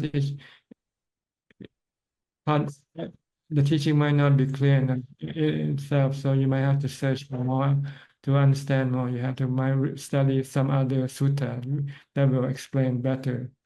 Right. Right. But this is the principal sutta that you should know. that you should study. Okay, and I can presumably get this from the Sutta Central website. Yes, you can go into search the internet, just put in the name. Right. There's another website called Access to Insight. This is a very good resource for Theravada teaching. Access to insight.org, I think. Access to Insight. Thank you. Okay, thank you very much. Okay, thank And you. if you want to know some general thing, maybe you can just search for the word, what is Buddhism? What is Theravada Buddhism? Yes, yes. Then you Tandy, I like the Jataka stories a lot. Okay, that's good also. Yeah, I found one on YouTube and it has nice narration and tells all the stories, you know, like about talkative tortoise or long time That's ago. right. Yes. Anything that you can find and enlighten your understanding, then it's okay. Right, okay. Thank you. You're welcome. Thank you very much. Next, Pia and Indira. So you're not busy. Good morning. Not busy now, huh? Dr. Pia, you're not busy No, now. I saw one patient. No. I saw one patient and came back. So there's a few patients there. It's not too bad. Okay. What can I do for you? Now we learned a lot today. Actually, it's very good session. I just have a question about just the word samma. Like I know the Eightfold Path all started samma. Samma, Right. I mean, right. it's in the correct. right. Yeah, Right, it correct. says right or wrong, but I don't know whether it's the sense of right or wrong. Is it something more than that? Yes. Samma. What is right? I mean, what can get rid of your stress? This is right. This one, the purpose of practice is to get rid of your stress. So when you say right, I mean this is the right kind of practice that can get rid of your stress. So, for example, a right effort, meaning the correct right amount of effort that is useful to get rid of your craving, desire. Right. The effort to practice meditation. This is right effort. The effort to go and make money. This is the wrong effort. Because making money will create more stress rather than reducing stress. But meditation will reduce more stress. So making money, then you have to protect the money, then you have to invest the money, then more stress. And when you lose the money, then you become very then you're stressed. stressed. The robbers come and take your money away and pay taxes. This is a wrong effort, not right effort. Can it be right but skillful too? Is it? Yes, yeah. Well, right and skillful is the same thing. Yeah. Skillful in the sense that you know that this will get rid of your stress. Then it's skillful. Kusala. Yes. Kusala. Kusala. Yes. Kusala, and akusala, skillful or unskillful. Unskillful. Yes. Thanajan, I think the sensuality subject came a few times, even from the first speaker with the question, the situation he was in. So sensuality is defined as one's greedy intentions. It's not the sensual object out there is the problem. It's a greedy intention towards that. So Is in your other craving, words, is your craving for it? Craving for it. So I think the Pali thing, Sankalparago Purusasa Kamo, and Buddha says, Nate Kamayani Chitrani Loke. In other words, Sankalparago, this is the greedy or craving towards that intention, towards that object. It's not the beautiful object out there, it's a problem. But our delusion makes us think that they are beautiful, they are attractive. Because we don't look at them skillfully. If we look at them skillfully, we'll see the hidden parts of the body. So what happens is our craving, desire to this object, keep thinking about imaginary. So that we get attached to the imagination more than the pleasure out of that object itself. That's where the craving, we keep thinking, we proliferate our thoughts. Then actually when you come to get that object, it may not be the same pleasure you were thinking about. Is it the more they imagine subject both, we are getting. you first have to imagine, then you go after your imagination.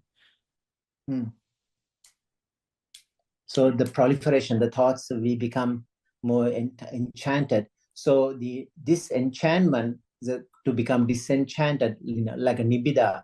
So you need to be replaced by something even better. So you have to replace with the practice of meditation. You have to change your imagination. From seeing attractive, you have to see it being unattractive, being asubha. So you see, so the reality, so you can recall the asubha very quickly as soon as you. So if you are skillful, you should be able to recall the asubha part right away under the skin very quickly. You need to practice. You have to practice. Yeah, like the way Buddha so till then, would the jhana practice or the bliss and pleasure rapture can replace or help you to get rid of that attraction, because you have a better attraction with meditation. Like you want to sit, you're happy, you're blissful. Why go out to those things which cause you more stress? When you are in jhana, yes, but when you come out of jhana, you lose that sense of contentment, and then your craving can arise. So the final battle. So you need wisdom to eventually stop your cravings. You can stop your cravings when you enter into jhana, but you cannot remain in jhana forever. But that is helpful though, because you have some. Yes, you need some this better food. You need it, or else without jhana, you won't have the strength to be able to apply your wisdom to stop your cravings. So, in other words, the sensual desire, sensuality for the five senses the jhana can help to a certain extent, in a way. It can stop temporarily, and also can support wisdom. When wisdom see the object as being unattractive. Yeah. So the wisdom finally cut the completely, just from the root itself. It won't come up again, like the tree taken from the root. That's right.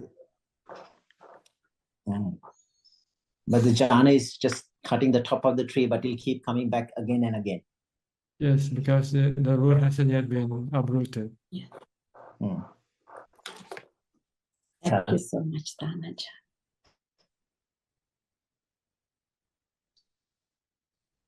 Okay. Thank you. Okay. All right. Anything else? Thank you so much. Nothing. From Indonesia. Good evening, Ajahn. Good evening.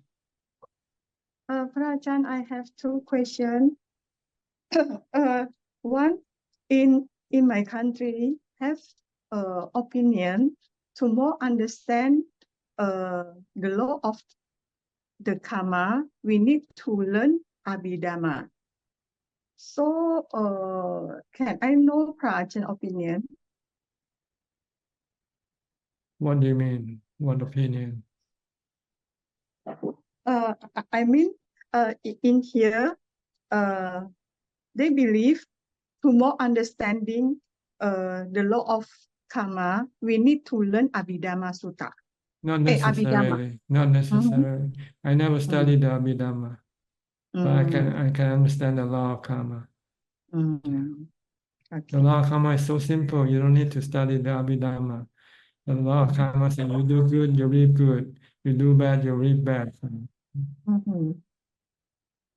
It's simple. That's all it is. Okay. The second question, if I choose to in the enlightenment path, so for me more better I practice meditation, or I still need to learn Dhamma. You learn Dhamma because you don't know how to meditate. But once you know how to meditate, then you don't need to learn Dhamma anymore. So the important is studying the Dhamma is like looking at a map. But once you have the map and you start to travel, then you don't need to keep looking at the map. You just keep walking, you keep traveling until you get to your destination. Only look at the map when you're not certain where you are and you want to make sure that you're on the right track. Then you can check the map from time to time. Okay. Understand, Ajahn. Thank So you. you study the Dhamma so that you know what you have to do.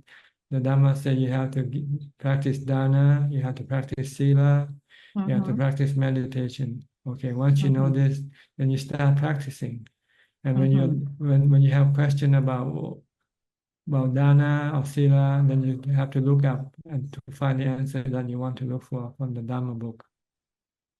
Ask the teacher if you don't understand whether you're doing it correctly or not.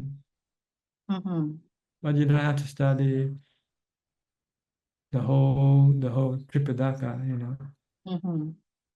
Just study what you need to do, what you have to do to find out how to do it, then start doing it. Okay, understand, Ajahn. Okay. Okay, thank you, Ajahn. You're welcome. Sulan, a long time lost friend. Where have you been? Oh, hello, Ajahn. Nice to see you. Yeah, I've been moving house. Yeah. Change house and not happy with the old one?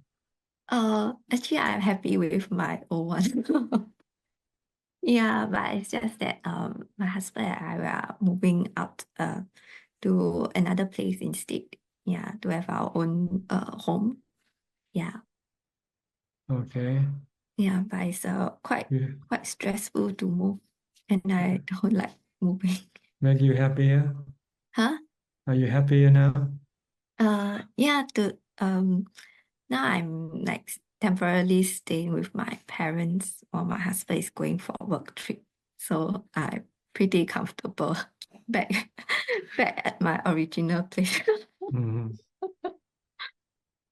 Yeah. So then yeah, I haven't been dialing in. Yeah. Then hope that Ajahn is well. Yes, you can see me. I'm talking here. Yeah. Oh, okay. I got 2 questions to ask. Go ahead.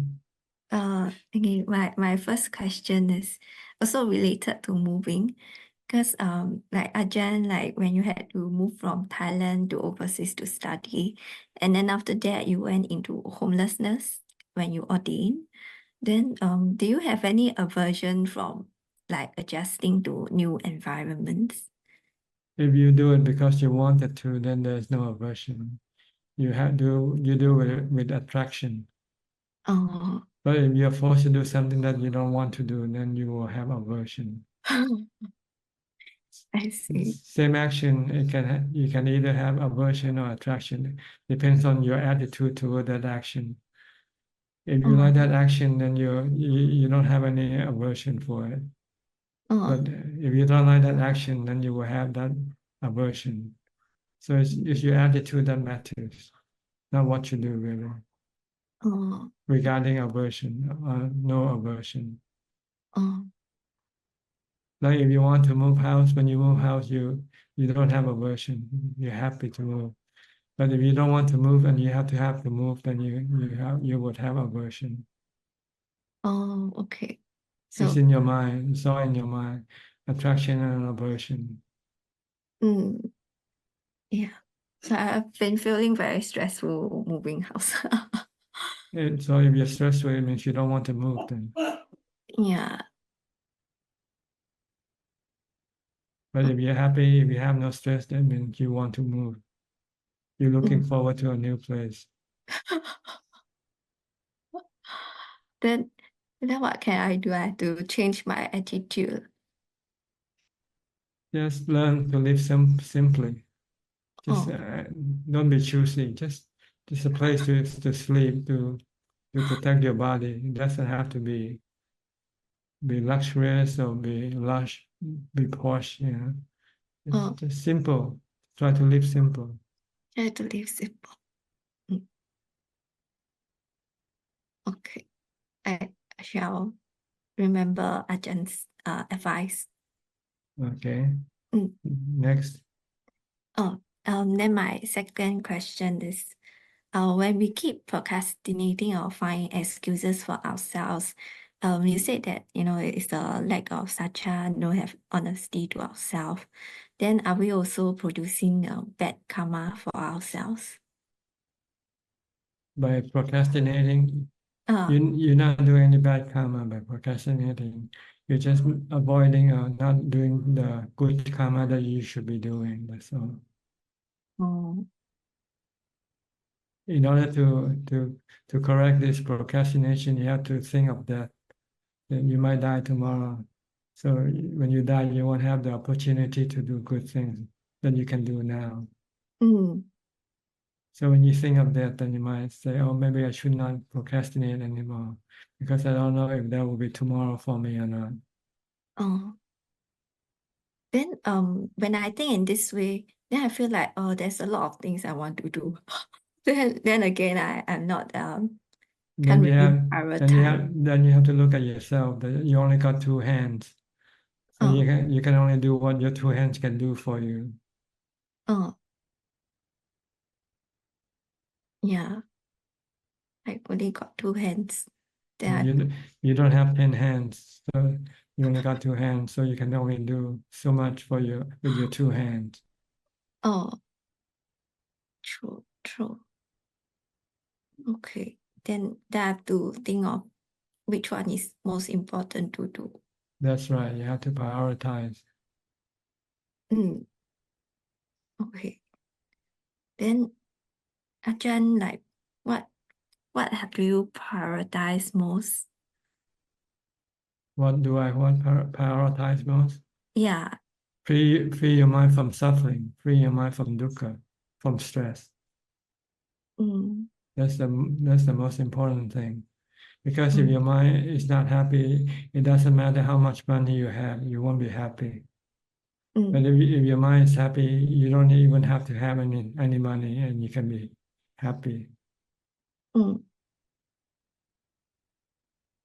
mm, Look at the Buddha. Before he had lots of money, he lived in the past, but he wasn't happy. So yeah. he became a monk and he became very happy. Mm, Having no money, but he was happier than when he had money. okay. So you don't emphasize, don't prioritize on money. Mm. You should prioritize on the mind free from stress, free from suffering. And the mind free from stress and free from suffering. Yeah, make your mind happy. That's what it is. Mm, And in order to do this, you have to go meditate mm. and give up your sensual pleasure. That's not what you want to do, right? You cannot give up your sensual pleasure yet. Yeah, I haven't been able to give up yet. Okay, then you'll be stressful all the time. Don't blame anybody when you become stressful. Blame on your sensual pleasure craving. Yeah. So easily like daily life, I need hot shower. Yes. Without hot shower, oh, it's very stressful. So this already one thing that I find it hard to give up. Oh, So you have a long way to go, okay? yeah. All right, we're running you, out of Ajahn. time. Mm. Nice to see you. Yeah. Don't be gone too long, okay? Next question from email, from whatever the source is. Namaskaran,ท่านอาจารย์ค่ะ. We have one question this evening, and it's from Kun Nanapat from YouTube, Press Suchart Live, translated from Thai. If we are well aware and truly know that our body is not ours, and we know it to be just the four elements, but we still need this body to live and function in the world, include taking care of its physicality and personality. Can we consider that based on this, we eliminated the fetter of Sakayatiti? If you're not attached to it, that's the point. If you're still attached to it, then you eliminate this Sakaya Ditti. You can take the body as it is, whether it's going to live or you're going to die, it doesn't bother you. That is all, Ka. Okay. Well, I think that's about it for tonight. Thank you for your participation. Thank you for your company. I hope this meeting is helpful and beneficial to you and can push you to practice more and get closer to enlightenment. In the meantime, please stay safe, be mindful, and keep on practicing. And if all goes well, I'll see you all at the same time next week. Thank you and goodbye. Thank you, Ajahn. Thank you. Thank you, Ajahn. Thank you. Thank you, Amin, and goodbye, everyone. Goodbye. Thank you, Amin. Thank you, Brajan. Thank you. Bye-bye. Thank you, Prajan. Thank you.